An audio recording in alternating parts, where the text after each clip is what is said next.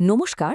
ভারতের বাজেট এ শব্দটা শুনলেই কি আপনার মাথায় অনেক জটিল সংখ্যা আর কঠিন সব অর্থনীতির কথা ঘুরপাক খায়?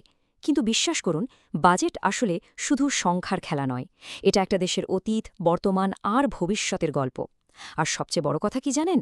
এটা সরাসরি আপনার আমার পকেটে প্রভাব ফেলে। চলুন আজ আমরা এই বাজেটের পুরো গল্পটাকে একদম গোড়া থেকে সহজ করে বোঝার চেষ্টা করি।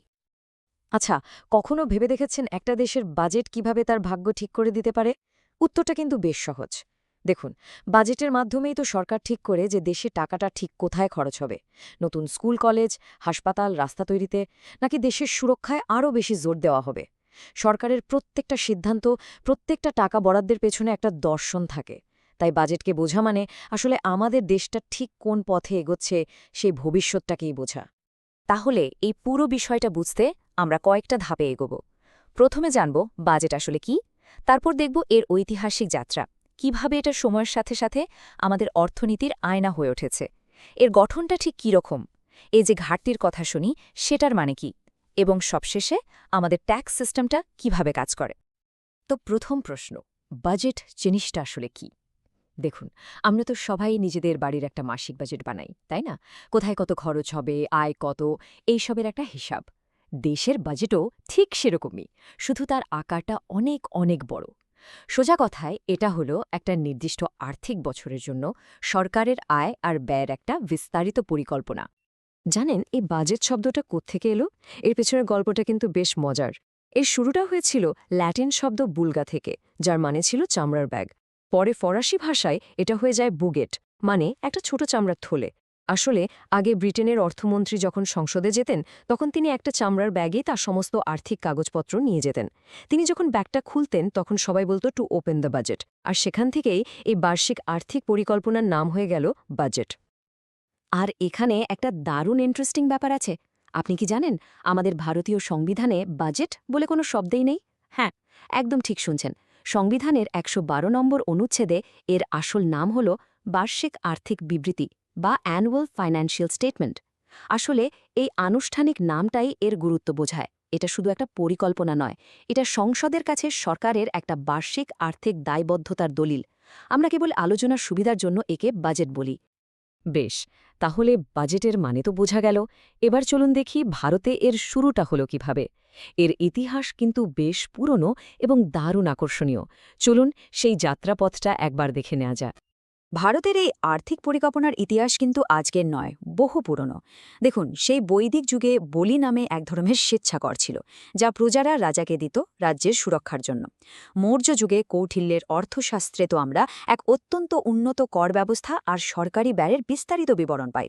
আধুনিক বাজেটের শুরু হয় ১৮৬০ সালে সিপাহী বিদ্রোহের পরে। তখন জেমস উইলসন প্রথম বাজেট পেশ করেন। এরপরে একটা বড় বদল আসে ১৯২৪ সালে, যখন রেল বাজেটকে সাধারণ বাজেট থেকে আলাদা করে দেওয়া হয়, কারণ তখন রেলই ছিল সরকারের সবচেয়ে বড় বাণিজ্যিক উদ্যোগ। তবে ৯২ বছর পর ২০১৭ সালে এই দুটো বাজেটকে আবার এক করে দেওয়া হয়। আর স্বাধীন ভারতের প্রথম বাজেট পেশ হয়েছিল ১৯৪৭ সালের ২৬শে নভেম্বর। বাজেটের ইতিহাসে এমন কিছু মানুষ আছেন আর এমন কিছু ঘটনা আছে যা এক কথায় মাইলস্টোন। যেমন জেমস উইলসন তো প্রথম বাজেট পেশ করেছিলেন।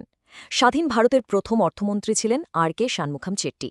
সবচেয়ে বেশিবার মানে ১০ বার বাজেট পেশ করার রেকর্ড কিন্তু মোরারজি দেশাইয়ের। আর একটা মজার তথ্য, এর মধ্যে দুটো বাজেট তিনি তার জন্মদিনে পেশ করেছিলেন। প্রধানমন্ত্রী থাকাকালীন প্রথম মহিলা হিসেবে বাজেট পেশ করেন ইন্দিরা গান্ধী। আর নির্মলা সীতারামন হলেন আমাদের দেশের প্রথম পূর্ণ সময়ের মহিলা অর্থমন্ত্রী। ইতিহাস তো দেখলাম, কিন্তু বাজেট শুধু অতীতের কথা বলে না। এটা বর্তমান অর্থনীতির একটা জীবন্ত আয়না। সময়ের সাথে সাথে ভারতের অগ্রাধিকার কিভাবে বদলেছে, দেশের সামনে কি কি চ্যালেঞ্জ এসছে, আর সরকার কিভাবে তার মোকাবেলা করতে চেয়েছে, তার একটা পরিষ্কার ছবি আমরা এই বাজেটের মধ্যেই দেখতে পাই। চলুন সেটাই এবার একটু বিশ্লেষণ করা যাক। দেখুন, ১৯৪৭ থেকে আজ পর্যন্ত ভারতের এই যে দীর্ঘ অর্থনৈতিক যাত্রা, সেটাকে সহজে বুঝতে আমরা বাজেটকে ৫টা পর্বে ভাগ করে নিতে পারি। প্রথমটা হলো ভিত্তি স্থাপনের যুগ, তারপর মধ্যম পর্ব, এরপর এলো একটা বিরাট মোড় বা টার্নিং পয়েন্ট, তারপর প্রযুক্তি যুগ, এবং সবশেষে চলছে বর্তমানের উচ্চাকাঙ্ক্ষী যুগ। প্রত্যেকটা পর্বের নিজস্ব লক্ষ্য ছিল, যা সেই সময়ের প্রয়োজনকে তুলে ধরে। এই টেবিলটা দেখুন, কি দারুণভাবে পুরো গল্পটা চোখের সামনে ভেসে উঠছে। একদম শুরুতে যখন দেশ সবে স্বাধীন হয়েছে তখন মূল লক্ষ্য ছিল খাদ্য সুরক্ষা আর লক্ষ লক্ষ শরণার্থীদের পুনর্বাসন। তাই বাজেটে গ্রোমোর ফুড অভিযানের মতো পরিকল্পনা আনা হয়। ৬০ থেকে ৮০ দশকে যুদ্ধবিগ্রহের কারণে প্রতিরক্ষা খাতে ব্যয় অনেক বেড়ে যায়। একই সাথে গরিবি হটাও স্লোগানের সাথে সমাজ কল্যাণে জোর দেওয়া হয়। এরপর এলো একটা বিরাট মোড়, মানে টার্নিং পয়েন্ট, ১৯৯১ সালের বাজেট। ড মনমোহন সিং লাইসেন্স রাজ খতম করে অর্থনৈতিক উদারীকরণের দরজা খুলে দেন, যা ভারতের অর্থনীতিকে চিরদিনের জন্য বদলে দেয়। তারপর এলো প্রযুক্তি যুগ, যখন ভারত আইটি শক্তি হিসেবে বিশ্ব পরিচিতি পায়। আর ২০১৪ থেকে শুরু হয়েছে উচ্চাকাঙ্ক্ষী যুগ, যেখানে আমরা দেখছি ডিজিটাল ইন্ডিয়া, পরিকাঠামো নির্মাণ এবং জিএসটির মতো বড় আকারের সংস্কার। ইতিহাস আর প্রেক্ষাপট তো বোঝা গেল। চলুন এবার বাজেটের একদম ভেতরে ঢুকে পড়ি। এর ইঞ্জিন রুমে বলা যেতে পারে। একটা বাজেট তৈরি হয় দুটো মূল স্তম্ভের ওপর, আয় বা রিসিপ্টস এবং ব্যয় বা এক্সপেন্ডিচার। এই দুটোকে বুঝে নিলেই বাজেটের ইঞ্জিনটা কিভাবে কাজ করে তা পরিষ্কার হয়ে যাবে। এই পুরো বিষয়টা বুঝতে গেলে দুটো শব্দকে একদম পরিষ্কার করে নেওয়া দরকার: রেভিনিউ বা রাজস্ব এবং ক্যাপিটাল বা মূলধনী। চলুন একটা সহজ উদাহরণ দিয়ে ভাবি। ধরুন আপনার দুটো পকেট আছে, একটা বাঁ পকেট, একটা ডান পকেট। আপনার বাঁ পকেটটা হলো রেভিনিউ পকেট, যেখানে মাইনের মতো নিয়মিত টাকা আসে আর রোজকার খরচ মেটানো হয়।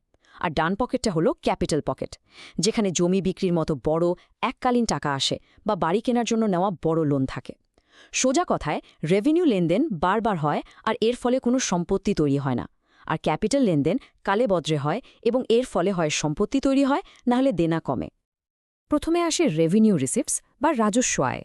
সোজা কথায়, এটা হলো সরকারের সেই নিয়মিত রোজগার যা সরকারের কোনো দায় বা ঋণ তৈরি করে না।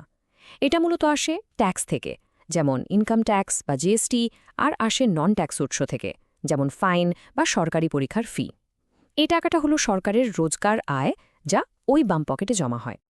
আর অন্যদিকে আছে ক্যাপিটাল রিসিটস বা মূলধনী আয়। এটা হলো আপনার ডান পকেটের টাকা, মানে যেটা রোজ রোজ আসে না। যেমন সরকার যখন বিশ্বব্যাংক থেকে ঋণ নেয়, তখন টাকা তো আসে, কিন্তু দেনা বাড়ে। অথবা কোনো সরকারি কোম্পানির শেয়ার বিক্রি করলে টাকা আসে, কিন্তু সরকারের সম্পত্তি কমে যায়। এই টাকাটা হলো এককালীন আয়। ঠিক আয়ের মতোই ব্যয়ও দুরকমের। রেভিনিউ এক্সপেন্ডিচার বা রাজস্ব ব্যয় হল আপনার বাঁ পকেট থেকে করা রোজকার খরচ। এই খরচের মাধ্যমে দেশের কোনো নতুন সম্পত্তি তৈরি হয় না। এটা সিস্টেমটাকে চালু রাখার খরচ, যেমন সরকারি কর্মচারীদের বেতন, পেনশন, বিভিন্ন ভর্তুকি, আর সবচেয়ে গুরুত্বপূর্ণ হল পুরনো লোনের সুদ মেটানো।